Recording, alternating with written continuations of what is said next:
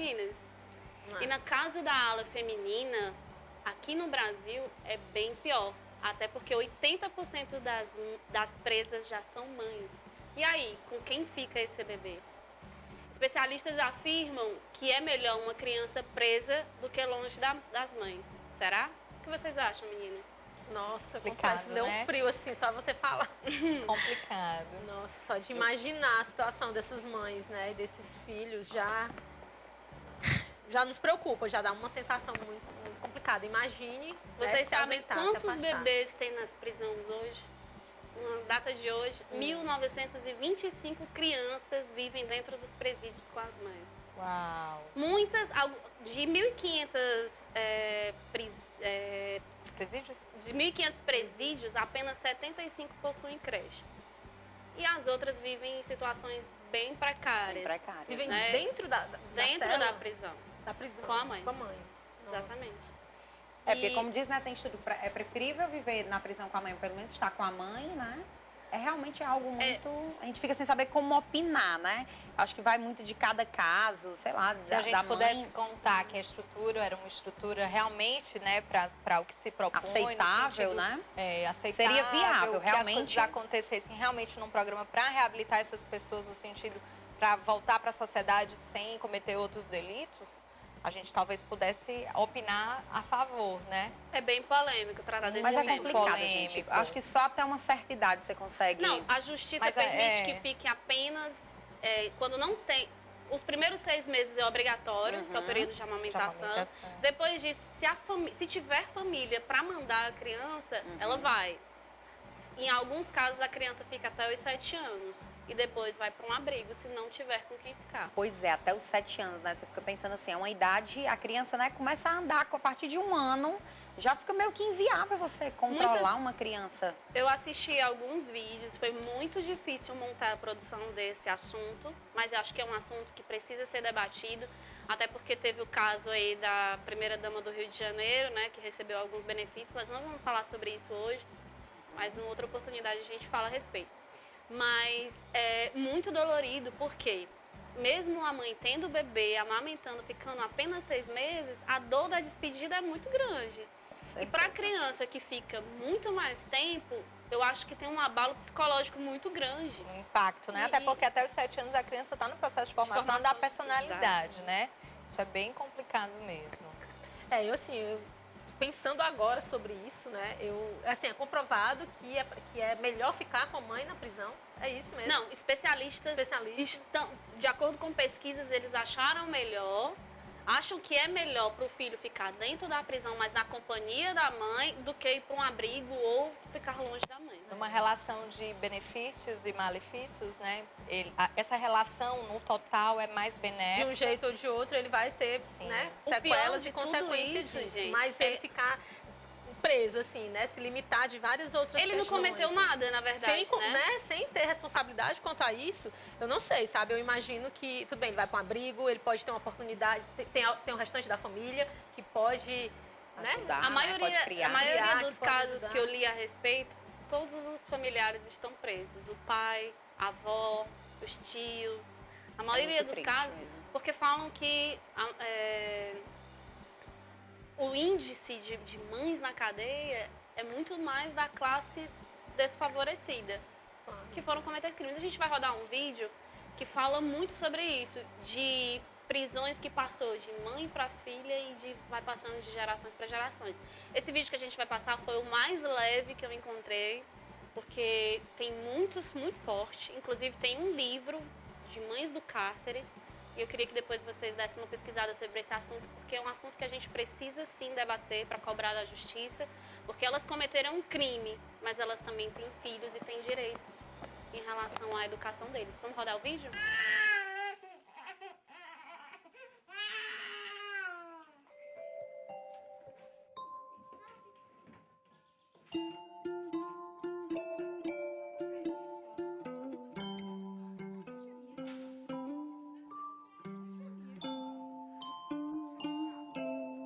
She was just 16 and all alone when I came to be.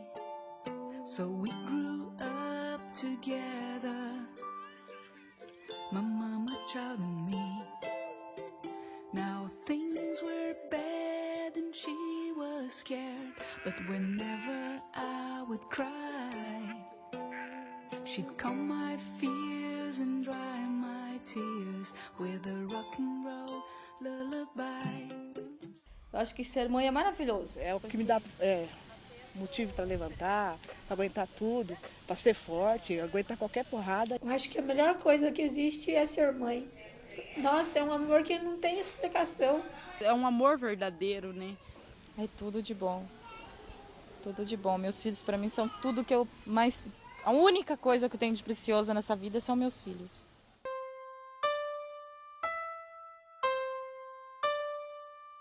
Eu amo meus filhos de paixão mesmo. Eles são minha vida. Eu costumo dizer que o meu único problema é estar presa.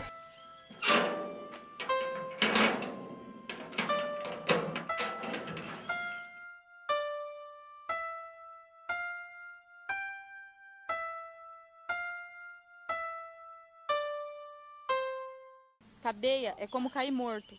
No dia que você cai, todo mundo chora, se lamenta, te promete um monte de coisa. Passado alguns dias, todo mundo te esquece.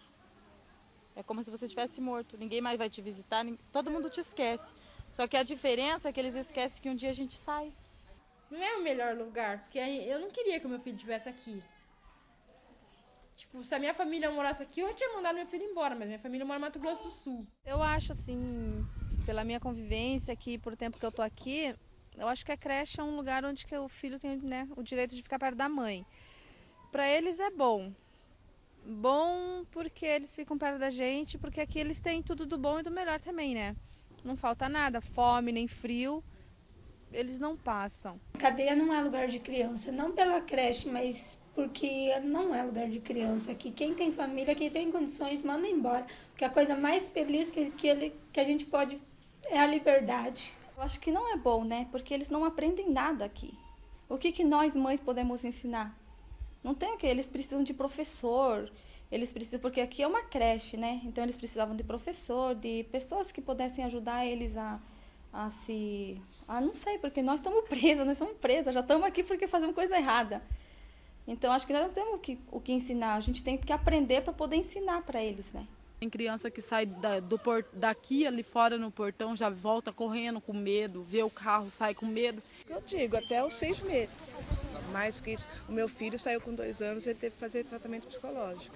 Eu vim para a creche quando eu era criança, minha mãe era presa e eu e a minha irmã eram as crianças da creche. E agora eu voltei, mas agora eu sou a presa e minha filha é a criança da creche. Eu e minha irmã, a gente estamos aqui juntas, né? A gente briga muito, mas como a gente é irmã e tudo, a gente briga e volta a conversar de novo. Mas eu acho assim que uniu bastante a gente. O que mudou bastante aqui foi que antes, quando eu era da creche, a gente saía muito para passear, os berçários eram diferentes, era tudo diferente, né? Mudou muito. Agora, por exemplo, para uma criança sair é cada 4 meses, cada 5 meses. Então mudou muita coisa, assim, essas agentes penitenciárias de antes, apesar de que tem várias agentes penitenciárias que cuidaram de mim quando eu era criança, que agora elas têm que cuidar de mim presa, que é diferente, né? Mas tem várias aqui. Porque no dia em que eu cheguei aqui, elas foram no meu cubículo para me ver. Não tenho más lembranças, tenho boas lembranças, lembro das guardas, da coordenadora da creche, entendeu? Porque eu saí daqui com quase 7 anos. Então, eu acho assim que não...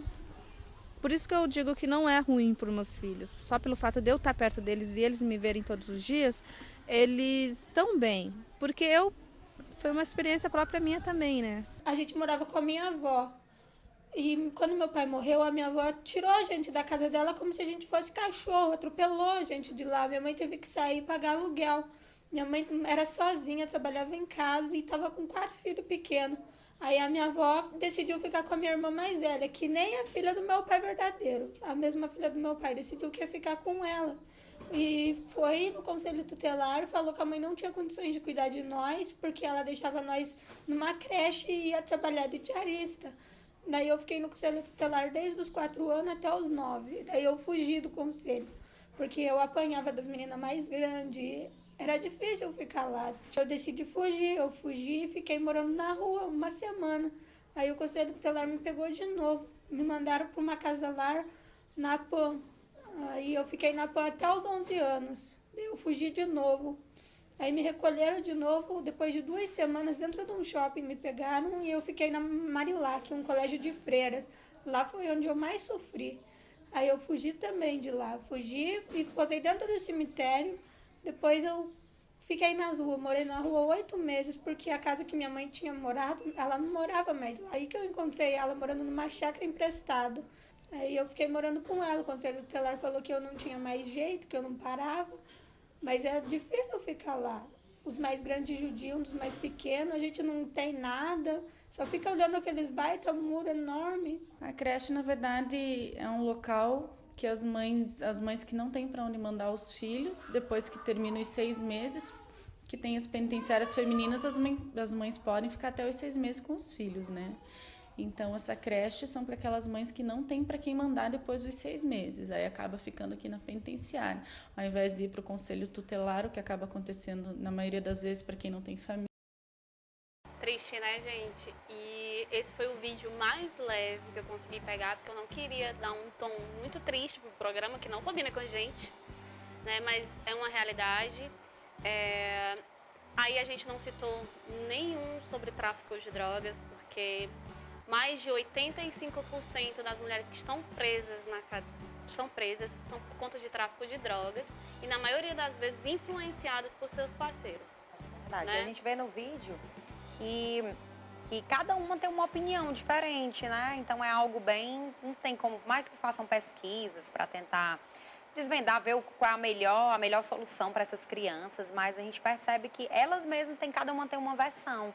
Uma diz que não, é melhor o meu filho sair daqui porque eu não tenho nada para ensinar para ele. Eu acho que isso é mais amor ainda. Para mim, isso é realmente amor. Porque ela tá abrindo mão de estar na presença do filho dela para ele ter uma condição de vida melhor. Acreditando que fora daquele lugar ele vai ter mais oportunidade. Você viu aquela outra que não tem pra onde vai deixar o menino na rua ou sofrendo em algum abrigo, né? Cada um traz suas marcas, né? E não, como será que esse tipo de decisão tem que ficar? Porque às vezes o juiz é que tem que tomar essa decisão, mas será que essa decisão não era para ficar na mão das mães? Os juízes, na maioria das vezes, Carol, nem recebem elas. Eles simplesmente mandam um papel. Eles não conseguem ouvi-las. Muitas que estão... A grande discussão que está agora no Senado, no STF, é sobre isso, porque muitas estão aguardando o julgamento, poderiam estar em prisão domiciliar, cuidando dos seus filhos em melhores condições, mas estão presas sem nem terem sido ouvidas. A gente não está aqui dizendo que quem cometeu um crime tem que ficar impune, nós não estamos dizendo isso. Mas que tem que ser olhado com um pouco mais de carinho essa situação. É porque é uma outra geração que vem aí, né? São crianças que não têm culpa do que os pais, do que a mãe fez, mas acabam que sofrendo essas consequências, sofrendo traumas. E se duvidar, são crianças que... A gente estava falando também de um exemplo, né? De uma criança que passou os 2 primeiros anos na prisão e a criança não se desenvolveu, não fala, não sorri, não consegue interagir. Então, tem um dano psicológico, tem um dano muito sério, né? Um impacto muito grande, emocional. Pode ser maior justamente, o que essa criança vivencia, o que ela vê. E a educação, a formação, é muito complicado e pode até fazer com que essa criança vá para o crime também. Encontre a solução repetindo um padrão, né? Exatamente. Porque para ela já...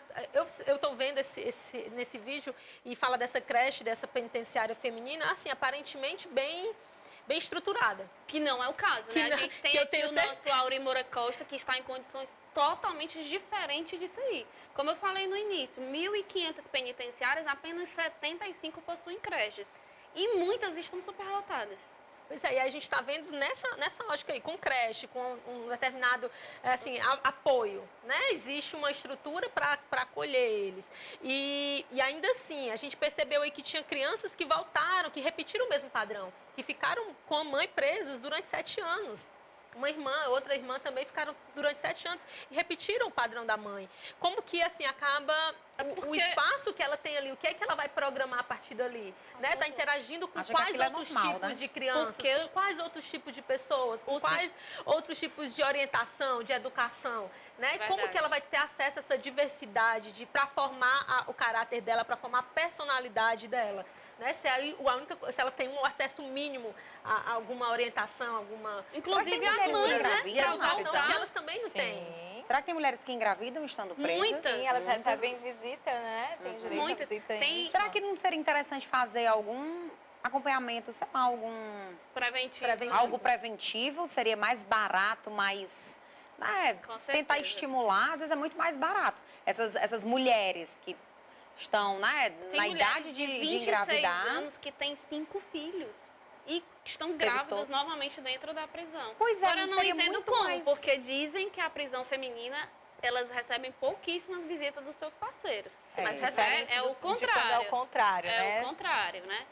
Elas recebem... Mas eu acho que seria muito mais, é algo para ser, né, estudado, assim, acho que seria muito mais barato um método anticonceptivo, preventivo, né? mesmo, Preventivo. É O anticoncepcional seria muito mais barato. Né, para as crianças. Justo, muito mais barato, ela continuaria ali com a vida dela. É muito triste porque o sistema prisional, ele não habilita ninguém a sair e ter uma vida nova, começar novamente. A maioria deles voltam para o crime, porque não conseguem trabalho. É muito complicado de Pensando falar. nessa questão, né, Ari, de que tem essa dificuldade na habilitação, que de fato isso talvez não exista aqui quando a gente fala em Brasil, é uma questão importante da gente estar debatendo para chamar a atenção principalmente das autoridades e da população para refletir sobre isso. Entendendo que a criança, durante esse período que ela está aí, até os 7 anos de idade, principalmente no começo, ela vai ter impactos na formação da personalidade dela. E as crianças, elas são espelhos do que elas veem, e os pais e as pessoas dela, próximas a elas, fazerem. Então, não é anormal a gente, vamos dizer assim, não é nem que seja normal, não é de se espantar que a gente veja depoimentos, como no caso desse vídeo, de crianças que foram criadas dentro do presídio e que talvez tomaram para si isso como normal, né? E aí, tanto que depois cresceram, tiveram seus filhos e voltaram a cometer delitos, e agora a história se repete, né? Elas estão novamente... Muitas presenciam violência, né? Eu li também alguns casos de mãe que apanhou com o filho no braço e ele apanhou também. Foi o caso lá que o bebê ficou 2 anos sem falar, sem expressar nenhum tipo de sentimento. Então, assim, é um trabalho psicológico que precisa ser feito começando de dentro da cadeia e que vai se estender, eu acredito que por toda a vida. Talvez um olhar individualizado seja no momento, enquanto a gente não consegue ter o que seria o ideal, no sentido de estrutura, né? Principalmente para acolher essas crianças, mas esse olhar individualizado. Porque o problema que eu vejo, eu pouco entendo de lei, mas o que eu entendo é que às vezes a gente quer ver as pessoas todas num todo, como se as prisões daqui fossem iguais às prisões de outros lugares. E a gente sabe que não é. Como o nível educacional das mulheres daqui fossem o mesmo das mulheres do Sudeste, por exemplo, e sabidamente a gente sabe que existe uma diferença de realidade social mesmo, não só da infraestrutura, né? Então não tem como a gente... Cada governo tem que se preocupar com a sua localidade. A própria sociedade é contra esse tipo de amparo da presa. Muitas pessoas que estão aqui fora são contra essa paparicação que as presas podem ter, de receber uma bolsa, de ter um cuidado a mais com creche, de ter um trabalho, porque elas cometeram um crime. Mas quem é nós? Quem somos nós para julgar? Mas nesse sentido, a Carol falou algo bem interessante, a necessidade mesmo de estudos, né? Estudos científicos que avaliem de todos os aspectos da área do saber, não só do impacto psicológico, mas do impacto na saúde, do impacto no desenvolvimento educacional, no desenvolvimento humano, enfim, de infraestrutura. E depois social, e que depois todo, vai voltar, né, para as ruas, que pode cometer os outros crimes também. E aí já é uma cadeia mesmo, né? Que a gente, é um ciclo. Por isso que a violência só aumenta, talvez. Pois é. Verdade. Ou seja, as mulheres, elas são a base do mundo, né? As mães, são elas que criam, educam. As pessoas que estão cometendo crimes ou não, vêm das mães. Do exemplo das mães, na maioria dos Da presença ou da ausência. Da ausência. Também, né? Exato. Porque muitas vezes... Fica aí a reflexão para você de casa que quer conhecer saber um pouco mais sobre esse sobre assunto, que é algo pouco discutido, é verdade. Eu não sei se vocês têm casos na família, se conhecem alguém, mas vale aí a reflexão. Nós vamos para um breve intervalo e voltamos com um assunto muito mais animado.